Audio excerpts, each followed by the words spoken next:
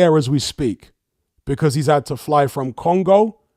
And I don't know whereabouts he was in the Congo, but there might not have been a lot of flights from there. Congo's got a lot of issues right now. It's a huge country. When people say there's a war going on in Congo, well, there's a war going on in a certain part of Congo. Congo's always had, for the longest time, but it's an enormous country. So certain regions have conflict and other regions are, there's peace. So anyway, Bukole had to wait around a long time to catch a flight out of Congo to Ethiopia. Then from Ethiopia to catch a connecting flight to, I think it's Dubai or Abu Dhabi, somewhere in the UAE. And then from there, another flight to Saudi Arabia. And you know how it is when you've got connecting flights. There's usually delays. Sometimes you might even miss a flight because of a delay. The estimate that they're giving at the moment is that Martin Bukole will land in Saudi Arabia at 2 a.m. tomorrow morning local time. 2 a.m. That's the most recent estimate. You could push that even further back to 3 a.m., 4 a.m., depending on delays, maybe even beyond that. But let's say luck is on his side and he arrives in Saudi at 2 a.m. He's not going to get to sleep till 4 a.m. with the excitement of everything and, the travel and being on the plane, so on and so forth. So I'll give you some pictures here. This is one of the pictures that people are talking about from the 14th of February, a week or so ago. Martin Bukole from this angle looking unbelievably fat.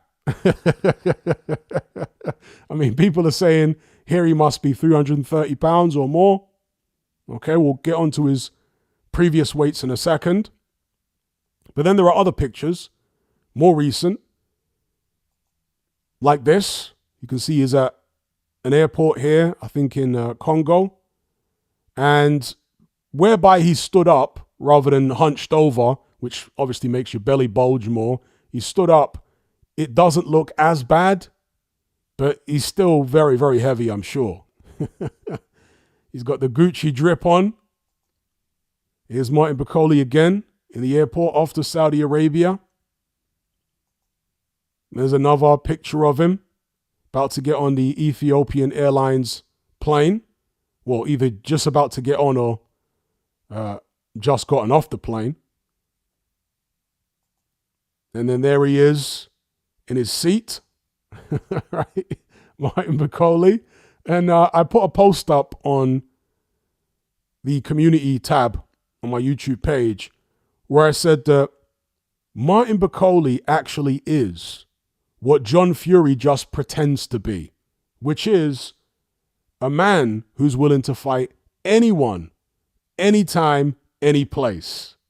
Literally, Martin Bukole is about that life. He's about that action. He's a real fighting man.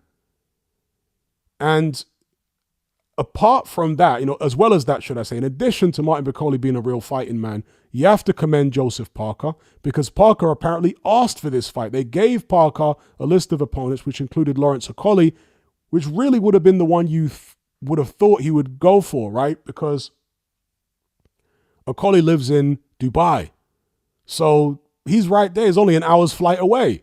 So it would have been easier, presumably, to get Lawrence Okolie in because it's just an hour away.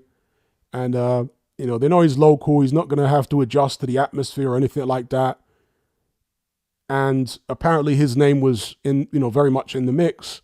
But Joseph Parker wanted Martin Bukole because he wanted the credit for beating the boogeyman of the heavyweight division, albeit on 2 days' notice, right? So kudos to both men, but a special shout out to Martin Bukole because, yeah, he's in a... Both guys are risking. So Joseph Parker is WBO interim champion.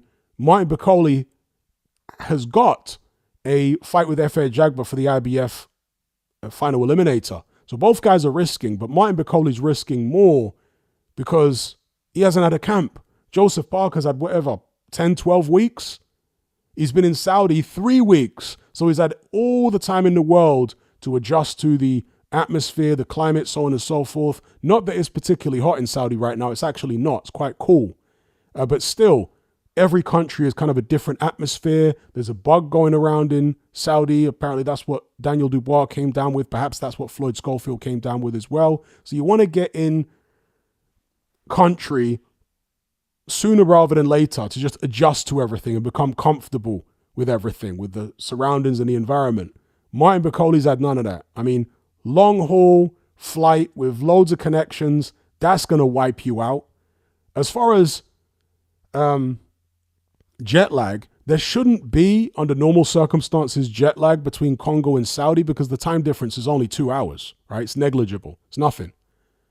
But again, given the fact he's coming off a long-haul flight, multiple changes of plane and what have you, there might well be jet lag, especially the fact that he's going to arrive so late in Saudi Arabia. You know, again, he might not get to sleep till 4 a.m. at the earliest.